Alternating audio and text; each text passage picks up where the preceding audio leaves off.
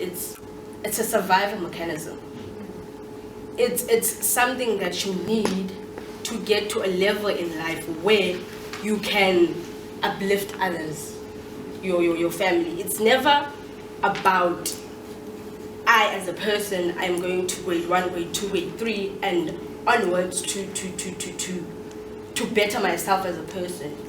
It's always about what can I get out of it. So I think that's, for me, the basic problem. It's not about I'm here to learn, it's about I must survive. And then at the end of the day, you are in a situation where we as the youth, we graduate and then we can't get jobs, and then you have people looking at us as asking questions as, what was the point of all of this hard work if you can't get a job? So for me, that's the basic problem. I think that's very, very interesting, and I think it's very important. It's about development of self. And if you go all the way, back to Egypt, the question that you have to answer as a person is, who am I? And therefore your whole educational system should be centered around that, because all development starts with self. I mean, if you just start with learning about things in terms of a profession, whether you're an engineer or you're a teacher or whatever system, you're going to be a doctor or what lawyer and so on and so forth, then it's not being anchored in your personality as a human being. So it's, you've said survival, it's a means to an end. It's how you become, quote, successful in society. You'll have a job or you'll start a business, you'll make X amount of money, you'll have a husband or you'll have a wife, you'll have a car, you'll have a house, and that's supposedly success. But really, success is about the human being, maximizing your personhood. And that's always been the way it has been in Africa. And that's what the rituals and tradition was in terms of developing the person to be able to accept their responsibility as an adult within the society, not just learning a particular technique or technology as part of a cog in a machine. Okay, so he's an economist or he's a lawyer on Wall Street and he does contracts or what have you. That doesn't define you as a human being. I mean, that's just, a profession. And what you're saying is you're talking about human development, and it's ignored. And I agree with you completely. Yes, sir. Afrocentric Study Group. It's an academic society that we have just formed last year. So our society is meant to advocate for an Afrocentric scholarship. You see, to be mainstreamed in our institutions, in these African universities.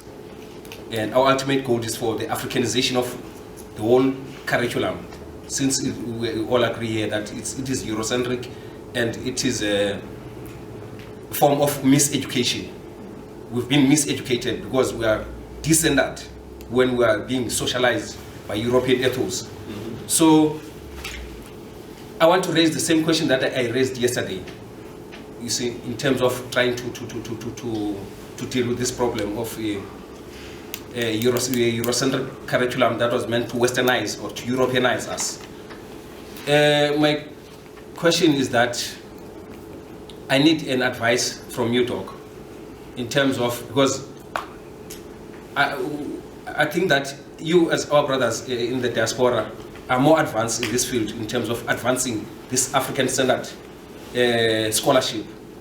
You see, you have Department of Black Studies and Department of Africana Studies in some institutions in the States. Mm-hmm. So I wish you could maybe advise us on how to go about, because our ultimate goal is the society, mm-hmm. is to advocate for the mainstreaming, so that our institutions can be able to establish this kind of department that is going to provide this kind of scholarship formally, because the scholarship has been there for a long time. Even the fact that Forte claims that he produced great leaders like Robert Mugabe and Robert Sobukwe that we commemorated yesterday. Surely it was not true formal education that they got from the lecture halls. it was from the space that they created for themselves. So that's what we are doing.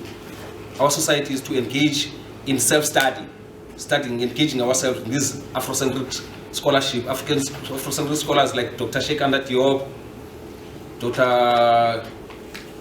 G.M. James, Kataji Woodson, you see. So we are saying this kind of scholarship has been in the periphery for so long. If we are no longer colonized now, we are no longer, you see, colonized by Europe. Africa is now free from colonialism.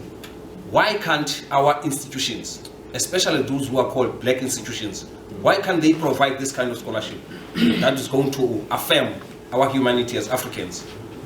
Because when I listened to your presentation yesterday, I felt like all this kind of scholarship that we engaged in, like when we read Shekanda Diop, African origin of civilization, civilization of barbarism, when we listen to your presentation, it's what exactly we are advocating for, the kind of scholarship that we need. Because if we're going to remain being, you see, indoctrinated by it's a form of being indoctrinated by white supremacy when we always glorify, you see, Europe, the ancient Greeks and the Romans, you see, and we're still studying the Roman Dutch law, but we said we are no longer, you see, colonized. So I want an advice from you on how to go about to challenge our institutions to be able to incorporate and provide this kind of scholarship formally. Product of that whole protestation against our form of apartheid in the United States. So that was what was gained, so that there were separate departments of African studies that were started in the different universities. And people such as Molefi Asante at Temple University, Maulana Karenga, and so on. So many other people across the country headed up on these African studies departments and then wrote books and engaged in, as you call it, and it's true, Afrocentric scholarship. So, you know, it came about through political pressure. And your transformation here is going to have to come about through political pressure. It should not be difficult, because it seems to me that, you know, you're, quotes, politically free, and it should be in the interest of the politicians to transform the society, and in order to transform the society, you have to transform the educational system. Now, you know, you have to then organize and systematize what it is you want to do and how you want to see the changes. So you have to be very specific in terms of curriculum that you want to see. And of course, you know, you have to be across the board. Now, you're from Fort here? Yes. And this young man, you're from? Walter Sisulu, you see? You guys have to get together, or, you know, you have your Afrocentric group at Fort here, you have to broaden it, you know, so that more people participate in it.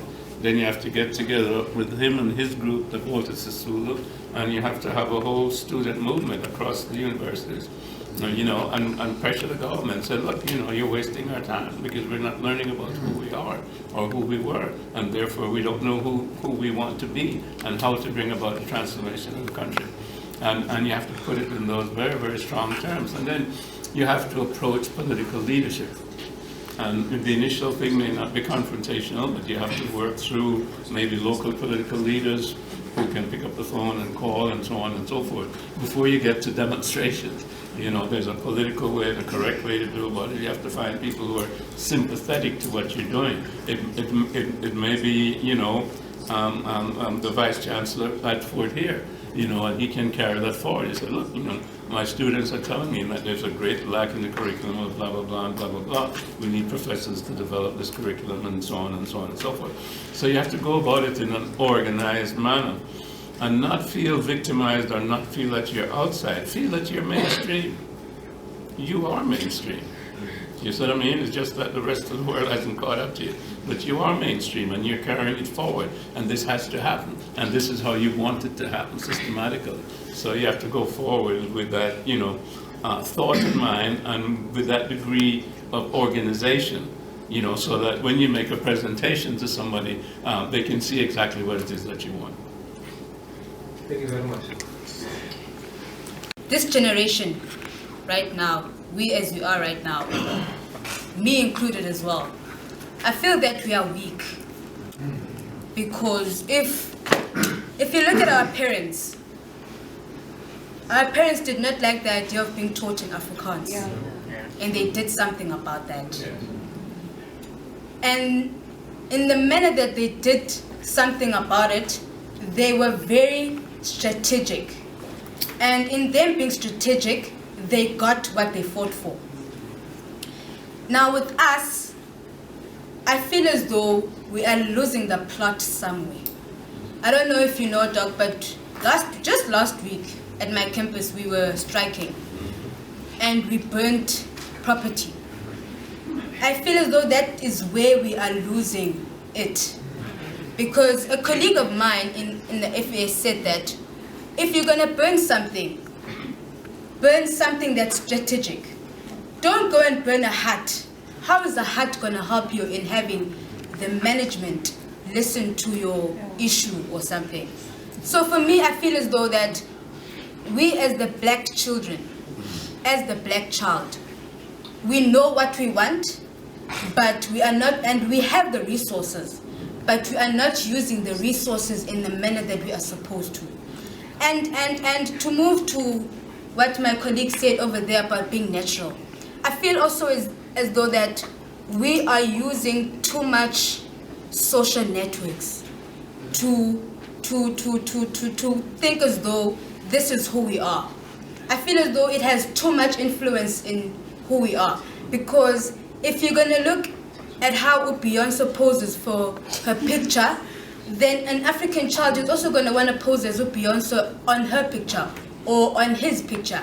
So I feel as though we as black children, we need to rethink, we need to strategize, we need to go back to our parents and maybe ask them, Mom or Dad, tell me, how do I influence my fellow colleagues in doing A, B, C, D? Because I feel as though the route that we are taking right now is not going to help us. It's not going to help us now. It's not going to help us in the long run. Because the next generation is looking at what we were doing and they're thinking that, okay, no, this is the way it's done. Even though we are privileged because we saw how our parents did it, but we are not implementing how they did it. We are going about it the opposite way. The Department of Education is the one misleading us, because in high school they allow a 40 and a 30% pass rate. With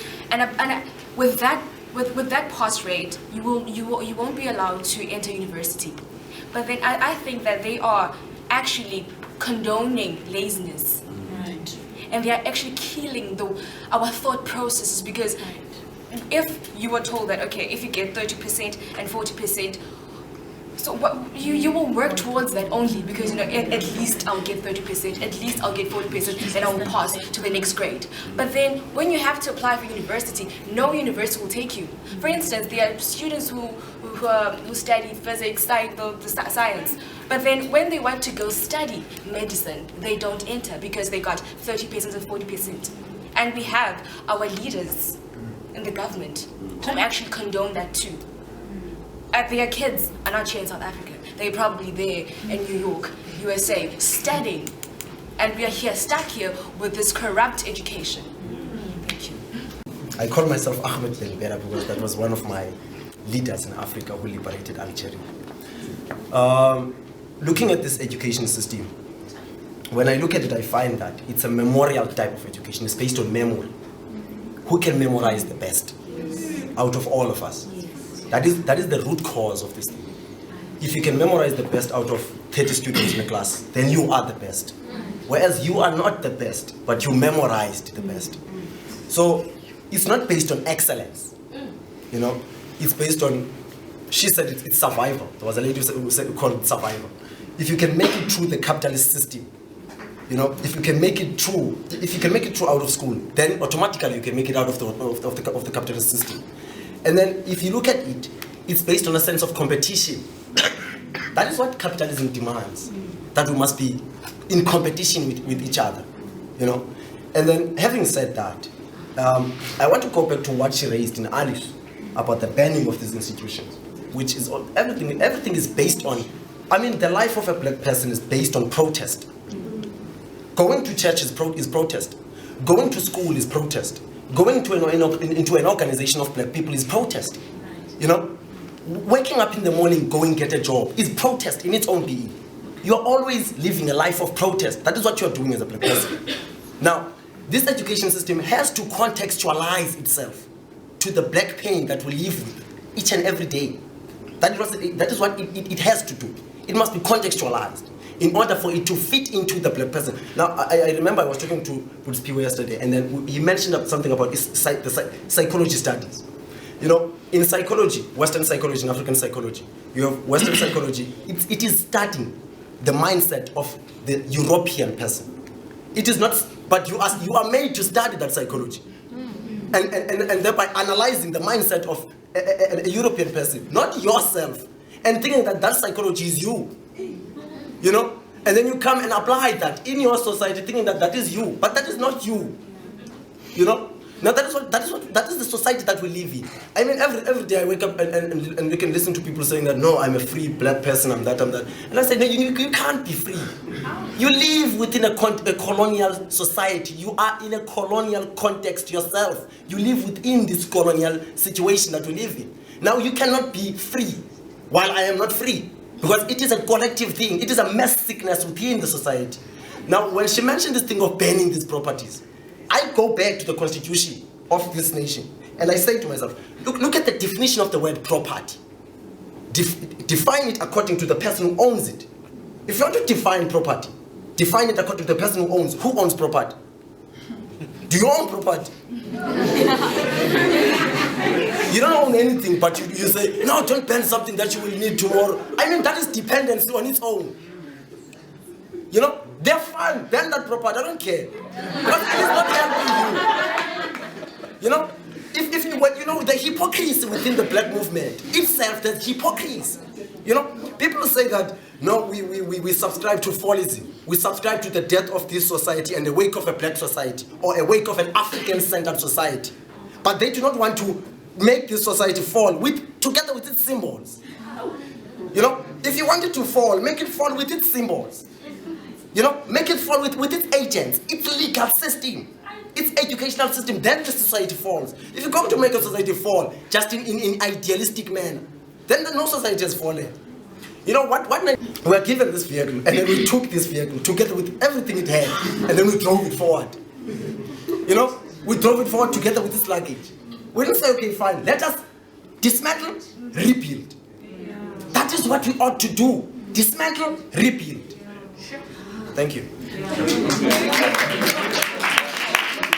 It has been emphasized that a black person should need money to be successful. So we are grooming someone else by paying for education and then get education and get money after that. So from this generation that is sitting here now is a future generation. So there's no way that we can just sit here and talk about these things and not do something about them, because we are looking for money. It's not about education. It's not about this at all. It's a job education. It's a job education.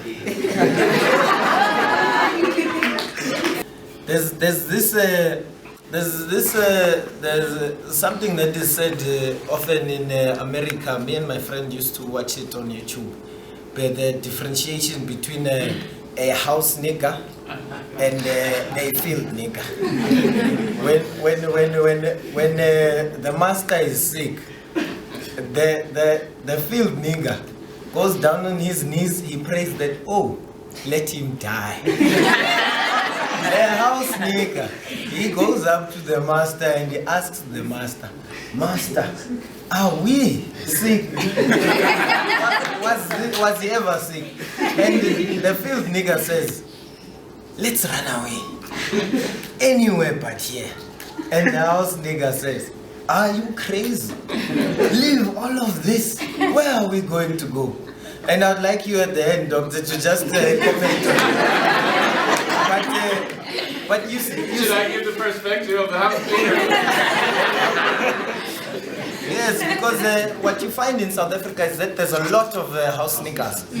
And our system, through the adoption of the European thinking of constitutionalism, which was never a need in Africa before Europeans set foot in Africa.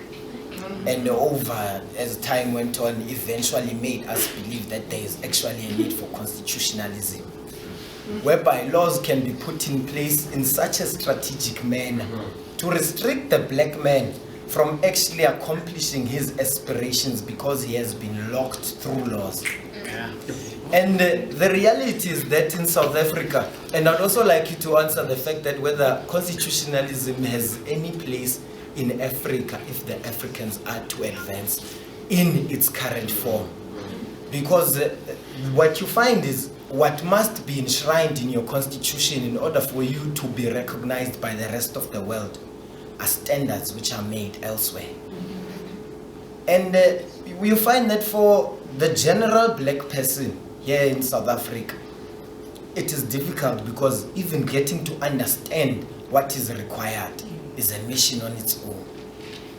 And you see now, Doctor, we find ourselves in a situation whereby the same liberators, former field niggas, when they said, let's run, and the house nigga said, are you crazy? They decided to walk inside the house. We inherited, as he said, South Africa as is. And what we have done is use the same systems of the former regime to co-opt our own people so that we can play divide and rule on our own selves. We differentiate each other using formal institutionalized processes and systems. And then we have these talk shops whereby we sit and try to discuss what is wrong, when the whole system is wrong. It was never designed for the black person, and even if the black person could be given the system to manage, he will not be able to administer it to his people because it was never meant for them. And he will use the same laws of the European to chastise his own people because they are failing to assimilate. So now, Professor, having said that, could you just go into the house nigga field? Just explain it. And also, does constitutionalism in its current form have any place if Africa, and more specifically South Africa, is going to advance in a direction which will empower and improve the lives of black people meaningfully? He was complaining about the fact that if needs be, let's burn everything and start afresh, destroy and rebuild, which is a very good process, regeneration method. It's very good theoretically. But now if we could put it into practice, I would say let's start saying that let's destroy a black man mentally and then rebuild him mentally. Don't destroy property, because if we destroy property, we're going back to the dark ages, and going back to the dark ages, it's going to be a problem to go back into the light ages. If there is a problem in our society, I would only say what you need to destroy is a blueprint of oppression and racial segregation. Don't destroy everything. Destroy the blueprint which places us to be remembered as a society that was once oppressed, and then emancipate the black man mentally. If you emancipate him mentally, Robert Kiyosaki once said that the most powerful asset we all have, it is the mind. If trained well, it could create enormous creations. So if the mind is trained very well, it means that it could make enormous creation. So destroy the mind of the black man from oppression, and destroy it from colonialization, and then rebuild it in an African manner, which is going to improve it to be a better manner. Now going also to the system, which is saying that we took a car system, which as a system that was brought to us, and then we decided to go into the car and drive the car forward. Well, Professor Lo Lumumba of Kenya once said also that as people, as this generation, when we're given the right to vote, we're given a blank check.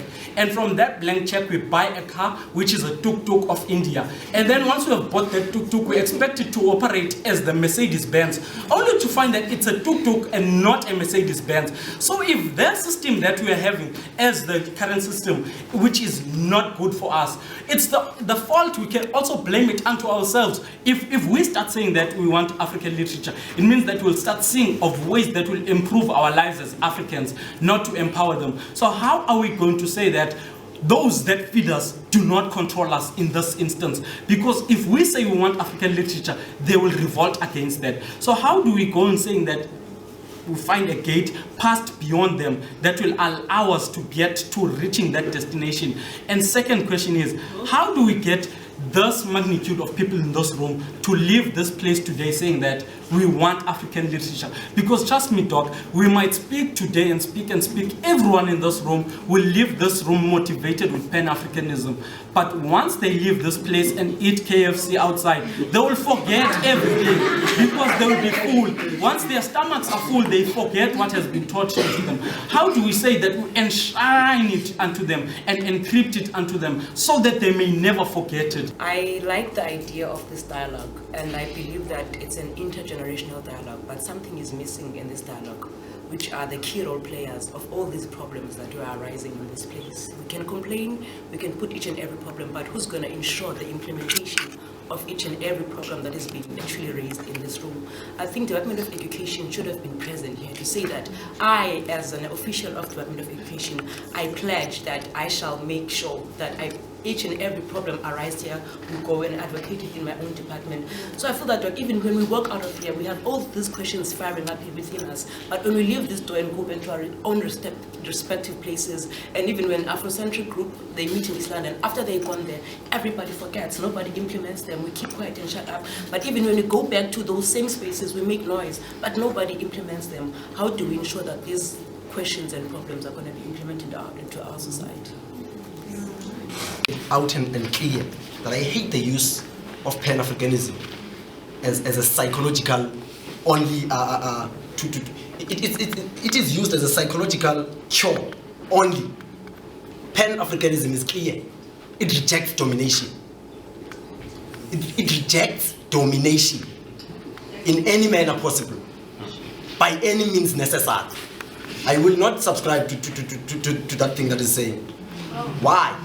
Why? Because if you look at the history of South Africa, first let's go back to 1999, the formation of the Student Congress. It's been in existence since, it's been 26 years or 25 years now since it's been in existence, talking about free education, free social education. And now what you have is students in 2016 saying that no, let's meet in dialogue. Yes, as theoretical, it's fine. You know?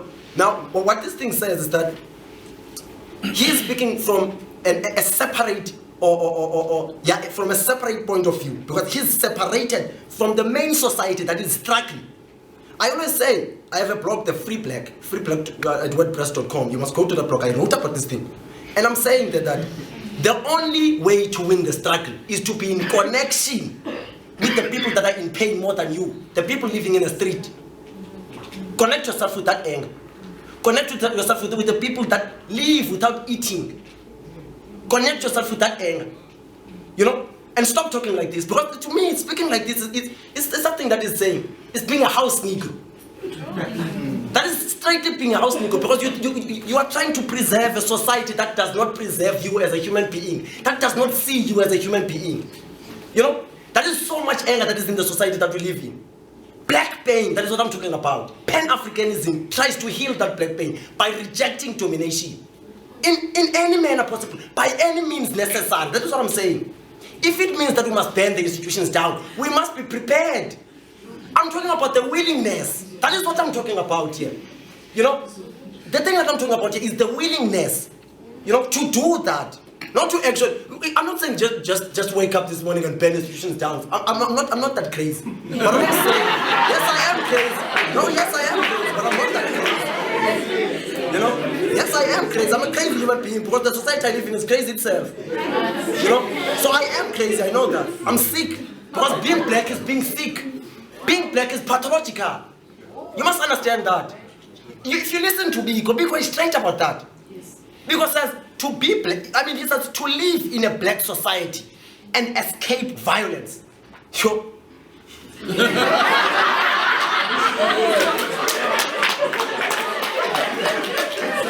So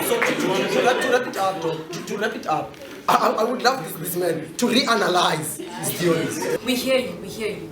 But then I'll call you ignorant. Reason being, look at our country right now. Look at the state it is in. Our economy, the Guptas, each and everything which is happening. You want to add to the problems we already have. Because we're busy demonstrating for NSFAS and all of that. But we're Naganyaganya, sorry. And you're talking about bringing down institutions. You know, Forte is worth millions. The equipment's there are worth millions. So where will we get the money to rebuild that? I say kill the ideology, not the school. Do not burn the school, because not only burning the school, you're destroying other kids' future. You are destroying the history and the legacy. That's what you're doing. With what Zetu said, when we burn the institutions, we eliminate history, we set ourselves back economically again. And you talk about Steve Biko a lot and other African leaders. What Steve Biko would emphasize on is the level of consciousness that one requires. We all, to add on what he was saying, we all need a level of consciousness. We all need to know that as a black person, I will not define myself in a European way. As a black person, I'm good enough. And as a black person, what she was doing when she corrected herself after speaking is Xhosa. If I don't know something in English, if I don't know how to if I don't know how to state it in English, then there's nothing wrong. It is with burning, it's not solving anything. If you check history, all history leaders, they prolonged violence for as long as possible. They wanted to go about it in diplomatic ways first. Violence was the last resort for anything. The purpose of education has been distorted and abandoned in the Western world. So it's not about leading out in the Western world. It's about putting something into the person. You know, and somebody over here mentioned the whole memorization process. It's who can memorize best and then be able to regurgitate what your professors have told you. And then it ends up that you're acceptable for a job somewhere. And then success is defined as your education, your ability to get a job, and then you succeed in material accomplishments. And there's a difference between material success and success as a human being in terms of your growth and development. And unfortunately, the educational system in the Western world has gone away from that. Hence, you have, so much dependence on drugs and on alcohol and entertainment and so on and so forth. This is a substitute for knowing yourself, because the purpose of African education, all the way back to Egyptian civilization, is man, you're yourself. That's the primary thing. You have to know yourself. And this is something that I think this young brother over here, somehow he has managed to know himself and know his potential and his own genius, and has been able to create his space. And there's a difference between creating your space and victimhood. You know, a lot of us are into victimhood, and that's because of the dependency syndrome. Over years, we have been taught to be dependent on the man for solutions. And therefore, we have that attitude of we're the victim, and somebody must, change the system. Or if we get really angry enough, then we burn down the whole thing, which is a symptom of anger. It is not a symptom of constructive thought based on your own power. Your own power is to transform reality. That's the basis of your power as an individual. You create your reality. And it's not about destroying what you see out there, but creating what you think is beneficial for you and the space in which you want to live and want to survive. The thing that I think is most important is first you have to liberate your minds. And I, in a sense, I can't tell you how to do that because it's a very individual thing. And, you have to be dissatisfied with the circumstances under which you're living. And then you have to reach out and try to find, well, how can I change it? And you have to read some of the scholars and the people, your traditions that have gone before you in the movement of African liberation. That's been going on for, more than 100 years. And people have gone through all of these things, whether it's Amilcar Cabral, it's Marcus Garvey, it's Numa, it's Nkrumah, and so on and so forth. There's a wealth of literature out there that will allow you to liberate your mind. Ivan van Sertima, you need to know all about Egypt, and that's your civilization. And it's the most important civilization ever. It was before the Greeks, before the Romans, and it was 10 times better than them. Because it was really about civilization, man knowing yourself, and the accomplishments of pyramids, etc., have not been able to be duplicated. And the European civilization has taken us out of ourselves. And it's very, very mechanical and material, and does not therefore define reality as it is, and definitely does not put human beings at the center of the universe. It's the economic picture that's the center of the universe. And everything then runs on an economic basis and has to adjust itself to the economy. This is a company and it has to make a profit. It doesn't matter what it does to the workers. So that's inhumane. You see, so you have to build an African civilization and an African space that is based on the humanity of the person, because that's your tradition. And if you go back into your history, that's what you will see. African civilization has always been about the human person and how the human person lives within a society and how that society lives within the environment. And there's a whole ontology, epistemology surrounding all that. And it's a huge space, and you need to learn that space. But you can't just say, well, I'm cut off from that space and I can't go there. Yes, you can go there by liberating your mind. The other thing that I think that is important is the business of dialogue. And, I've heard a lot, and I think it's very, very positive about the problems with the educational system, etc. And I think, most of what you've said is not only real, but is constructive in terms of a critique. But then, you have to really organize around the critique. And I think this brother over here, I think he was quoting Frantz Fanon. He said that every generation, has to find, define its own space or problem and then deal with that. Otherwise, it's just failed as a generation. And, you can't be here in the Steve Biko Center and be a victim, because Steve Biko, for his generation, he defined the problem and he came up with Black Hawks of his life, but he was willing to pay that price to develop that ideology. Now, you have to pay the price for your ideology. You have to define it and then pay that price. It's going to mean a certain amount of sacrifice, a certain amount of time. Somebody has to do the organization, somebody has to set up the meeting, somebody has to set the dialogue. You have to take it to the Vice Chancellor, you have to take it to the Minister of Education, you have to take it to the political structure, etc., etc., etc. Those are the positive things that you have to do.